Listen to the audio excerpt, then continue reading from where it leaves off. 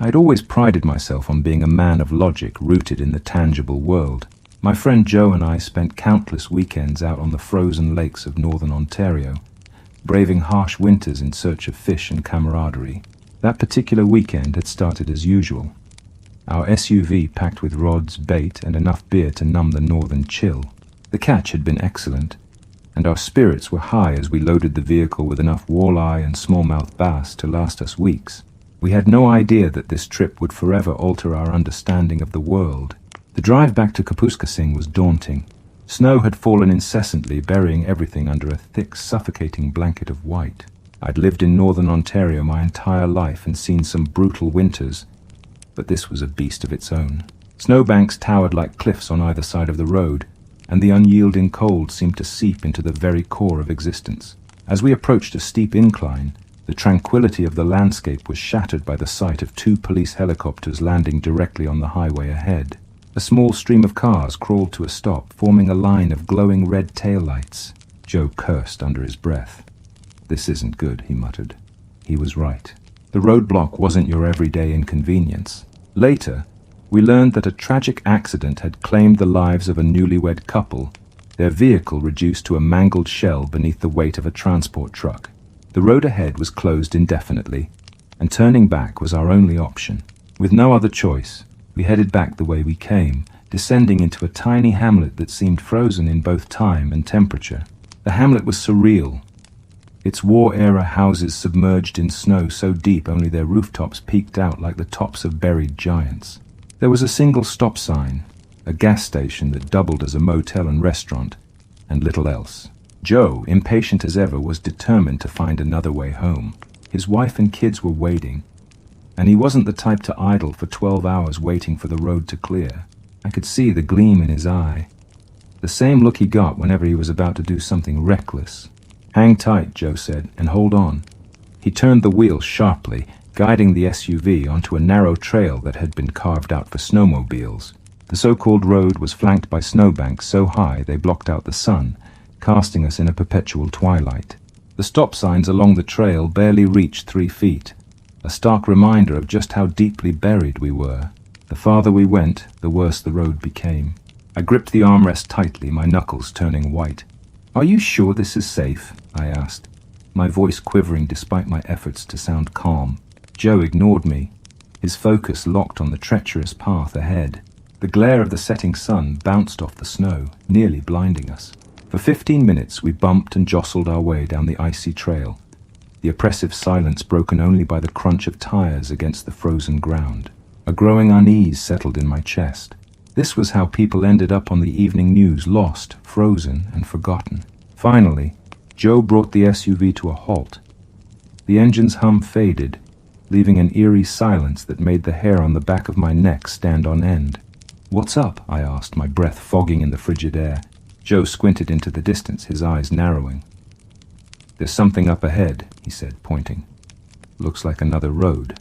I followed his gaze and saw it. A narrow path cutting through the snowbanks.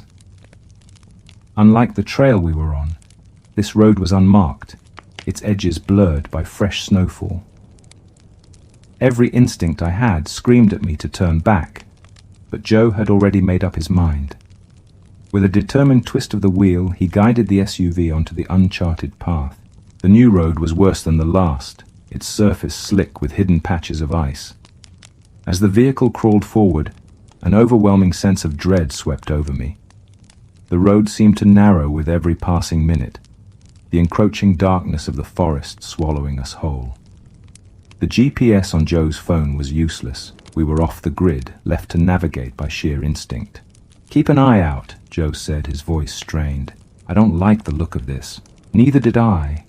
The trees on either side of the road loomed like sentinels, their skeletal branches clawing at the sky.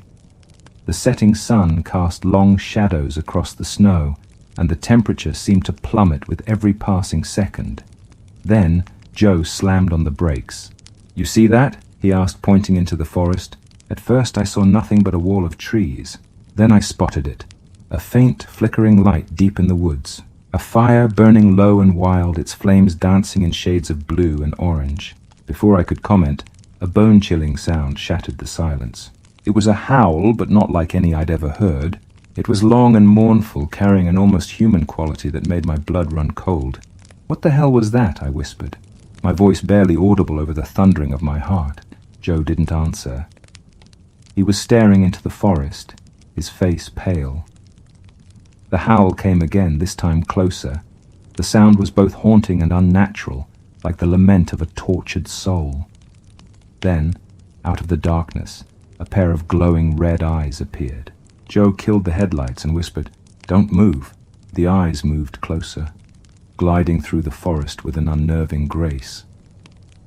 My pulse quickened as I struggled to make sense of what I was seeing. The eyes were bright and unblinking, like twin embers burning in the dark. A low growl rumbled through the air, vibrating deep in my chest.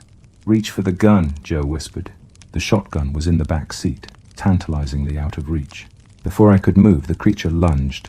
Its massive frame landed on the hood of the SUV, denting the metal with a deafening crash. Joe and I screamed in unison, the sound echoing through the forest. The thing was enormous, its wolf-like features twisted in a grotesque snarl. It stood on two legs, its gangly arms ending in claws that gleamed like daggers.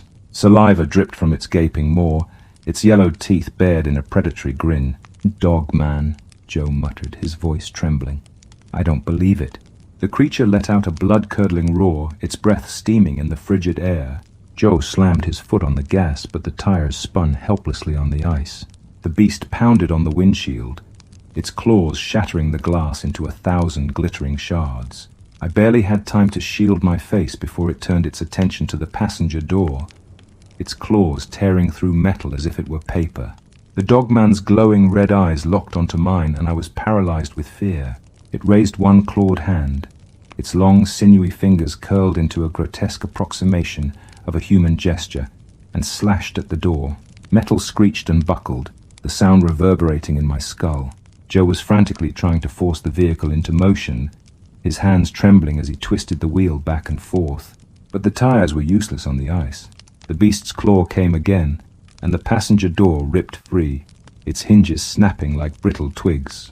I turned my head away, bracing for the inevitable. I could feel its hot breath on my face, reeking of decay and raw meat. It leaned closer, its jaws snapping mere inches from my neck. I could see the saliva glistening on its jagged teeth, could hear the deep rumble of its growls as it prepared to strike. Suddenly, the SUV rocked violently. The creature had leapt off the door and bounded to the rear, drawn by the smell of fish spilling from the cooler. In an instant, it began devouring our catch, its muzzle buried in the pile of walleye and smallmouth bass. Joe and I exchanged a terrified glance, each of us frozen in disbelief. "Now's our chance," Joe hissed, his voice barely audible over the sound of the creature's feeding frenzy. We scrambled into the back of the SUV, carefully maneuvering around the shards of glass and spilled fish guts. Joe grabbed the shotgun, its cold metal barrel glinting faintly in the moonlight. I could see his hands trembling as he loaded the weapon, his breaths coming in shallow, rapid bursts. The dogman paused its feast, lifting its blood-smeared muzzle to sniff the air. It turned its head toward us, its glowing eyes narrowing in calculated malice. "Stay back!" Joe shouted, his voice cracking. The beast snarled in response, a guttural sound that seemed to vibrate the very ground beneath us. It lunged, its claws slicing through the air. Joe fired, the shotgun's deafening blast lighting up the interior of the SUV like a strobe. The creature howled in pain as the shot tore into its shoulder, a spray of blood painting the snow in dark, crimson streaks. But it didn't retreat. Instead, it seemed to grow even more enraged. Joe fired again, this time hitting the beast square in the chest. The impact sent it staggering backward, but it recovered almost immediately, its snarls turning into an ear-piercing roar. Blood dripped from its wounds, steaming as it hit the frozen ground. For a moment I thought it was over, that the dogman would collapse and die. But it didn't. Instead, it lunged forward once more, faster and angrier than before. Just when I thought we were finished, another shot rang out. This one didn't come from Joe's gun. A figure emerged from the darkness, a tall man with a weathered face and fiery red hair. He carried a sniper rifle, its barrel still smoking from the recent shot. The dogman froze, its glowing eyes fixed on the stranger. The man fired again, and this time the bullet struck the creature's flank, sending it howling into the woods. "Get out of the car," the man barked, his voice carrying an authority that left no room for argument. Joe and I didn't hesitate. We stumbled out into the freezing night, the bitter wind biting at our exposed skin. The man motioned for us to follow him to a nearby Volkswagen microbus, its engine rumbling softly. Inside, the vehicle was a bizarre arsenal of weapons and equipment. There were rifles, knives, and even a crossbow mounted on the walls, each piece meticulously maintained. The man introduced himself as Patrick, a self-proclaimed dogman hunter. He explained that he had been tracking this particular creature for weeks, following its trail of mutilated animals and eerie howls. According to Patrick, the dogman was a cunning predator, capable of outsmarting even the most experienced hunters. "You're lucky to be alive," he said, his piercing gaze fixed on me. "Most people don't walk away from an encounter like that." Patrick drove us to his secluded cabin, a small but sturdy structure nestled deep in the woods. The interior was surprisingly cozy, with a roaring fire in the hearth and a collection of old hunting trophies adorning the walls. He offered us steaming mugs of coffee, which we accepted gratefully, our hands still shaking from the ordeal. Over the next several hours, Patrick regaled us with tales of his hunts. He claimed to have encountered dogmen multiple times, even wounding a few, but he admitted that he had never managed to kill one. "They're fast," he explained, "and smart. Smarter than any animal has a right to be. Killing one is no easy task." Joe listened intently, his fascination with the dogman growing by the minute. I, on the other hand, felt a deep sense of unease. The last thing I wanted was to cross paths with that creature, or any other like it ever again. Yet despite my reservations, I couldn't shake the feeling that this was only the beginning of something much larger. The next morning, Patrick drove us back to the SUV. The sight that greeted us was both shocking and disheartening. The vehicle was completely destroyed, its doors ripped off, its interior gutted. Blood and fur littered the snow around it, evidence of the previous night's chaos. It was clear that the dogman had returned after we'd fled, its rage unleashed on the helpless vehicle. "This isn't right," Patrick muttered, his eyes scanning the surrounding forest. "It's never been this aggressive before." We searched the area for tracks, but a fresh layer of snow had fallen overnight, erasing any evidence of the creature's movements. Defeated, we climbed into Patrick's microbus and began the long drive back to town. Joe and I were silent, each lost in our thoughts. The events of the past 24 hours had shaken us to our core. As we parted ways with Patrick, he handed Joe a business card. "If you ever want to hunt it down, let me know," he said. "These things don't belong in our world." Joe nodded, a glint of determination in his eyes. I felt a pang of dread. The idea of hunting a dogman was madness, pure and simple. But Joe had never been one to back down from a challenge. In the weeks that followed, the memory of the encounter haunted me. Every time I closed my eyes, I saw those glowing red eyes, felt the hot breath of the beast on my face. Joe, however, seemed energized by the experience. He spoke often of forming a team, of joining Patrick in his quest to rid the wilderness of these creatures. I couldn't understand his enthusiasm. To me, the lesson was clear. Some roads are best left untraveled, especially in the frozen wilderness of northern Ontario, where the unknown lurks just beyond the edge of the forest. The town of Blackfeather was no stranger to the occasional disappearance. People wandered into the forest and simply didn't return.